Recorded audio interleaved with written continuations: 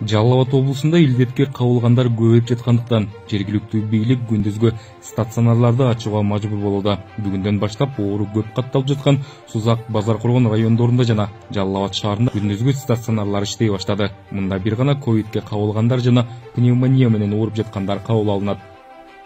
Берге коронавирус менен пневмония оорусу менен ооругандар, температура түшпөй калгандар келип şu жерде лечение алат. Бул жерде 2 сменде иштейбиз. Эртеменде саат 8-ден 2-ге чейин бир врач, 2-ден кечки 8-ге чейин дагы бир врач кабыл алабыз.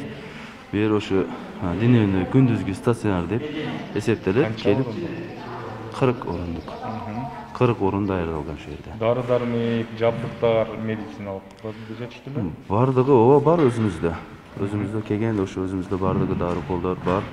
Жалал Абадда соңку аптада коронавирус жана пневмонияга кабылгандардын саны өсүп, облустук оорукананын жугуштуу илдеттер бөлүмү бейтаптарга толду.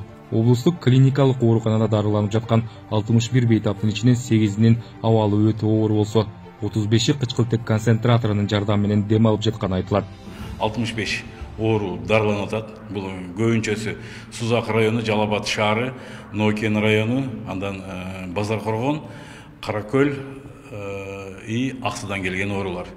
Анын ичинен 8 оорулуу азыр акыбалы оор, кислороддук зависимыйда турган 30га жакын оорулуу турат. Анын ичинен ошол 8и өтө оор акыбалда турат. Оору жуктургандардын саны өскөндүктөн Нокен жана Аксы аймактык ооруканаларында жугуштуу илдеттер бөлүмдөр ачылды. Мындан сырткары эртеңден Көкжаңгак шаарында да жугуштуу оорулар бөлүмү иштеп баштайт. Ковидтин 3-чү толкуну дарыгерлерди тынчсыздандыра баштады. А бирок жергиликтүү тургундар арасында оорудан сактанууда кайдыгерлик күч. Күйөөсү, жубайы, баласы, кызы болуп түшкөн учурлар азыркы убакта көбөйө баштады күндөн күнгө. Ушулар боюнча алдын ала иштерин азыр өзүңүздөр көргөндөй штабта талкууладык. Алар боюнча дагы иштер жүргүзүлөт. Эми закономерность бирине жуктуруп коюп, ошонун артынан келип жатып калышат. Аш-той, ушул чайханалар иштеп атат. Көчөлөрдө масочный режимди сактабагандар саны көбөйүүдө. Ошол жерден жуктуруп эле анан өзүнүн үй бүлөсүнө, бала чакасына жуктуруп койгончулар көп кездешүүдө. 1-июлга чейин Жалал Абадда массалык иш-чараларды өткөрүүгө чектөө коюлду. Мындан сырткары облустук штаб той аштарды чектөө жана эл ташыган маршруттарга, базарларга тынымсыз рейдтерди өткөрүү боюнча протоколдук тапшырма берди. Ошол эле учурда коомдук жайларда бет кап тагууну күчөтүү тапшырмасы коюлду. Учурда Жалал Абад облусунда 350ден ашык адам коронавируска чалдыгып дарыланып жатат.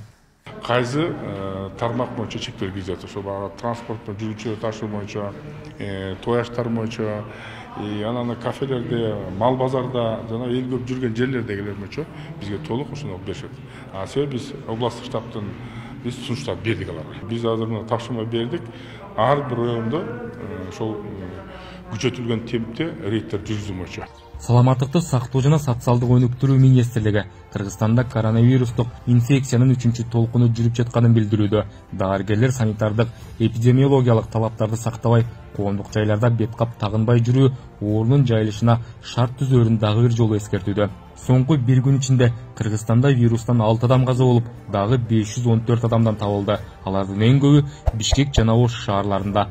Руслан Калматов, Шахзат Акендердиев, 7 канал.